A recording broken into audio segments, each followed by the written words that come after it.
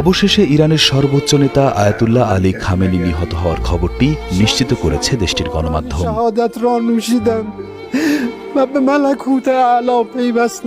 যুক্তরাষ্ট্র ও ইসরায়েলের যৌথ হামলায় খামেনির বাসভবন ধ্বংস হওয়ার পর থেকেই তার মৃত্যুর খবর ছড়িয়ে পড়েছিল। এই হামলায় ৮৬ বছর বয়সী আয়াতুল্লাহ আলী খামেনি সহ নিহত হয়েছেন তার মেয়ে, জামাতা এবং এক নাতি। ইরানের ফার্স নিউজ এজেন্সি বিষয়টি নিশ্চিত করেছে। সর্বোচ্চ নেতা আয়াতুল্লাহ আলী খামেনির মৃত্যুতে দেশ জুড়ে ৪০ দিনের রাষ্ট্রীয় শোক ঘোষণা করেছে ইরান। রয়টার্সের তথ্য মতে ২৮ ফেব্রুয়ারি শনিবারের এই হামলায় ইরানের সর্বোচ্চ নেতার জ্যেষ্ঠ উপদেষ্টা আলী শামখানি নিহত হয়েছেন। এছাড়া হামলায় আইআরজিসির বেশ কয়েকজন কমান্ডারও প্রাণ হারিয়েছেন।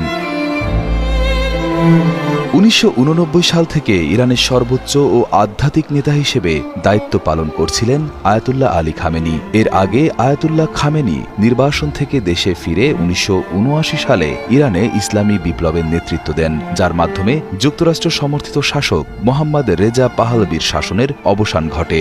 সেই বিপ্লবের পর থেকেই খামেনি ছিলেন অবিসংবাদিত আধ্যাত্মিক অভিভাবক। পশ্চিমাদের রক্তচক্ষু আর কঠোর নিষেধাজ্ঞার মুখেও যিনি নিজের আদর্শে মাথা উঁচু করে দাঁড়িয়েছিলেন পাহাড়ের মতো।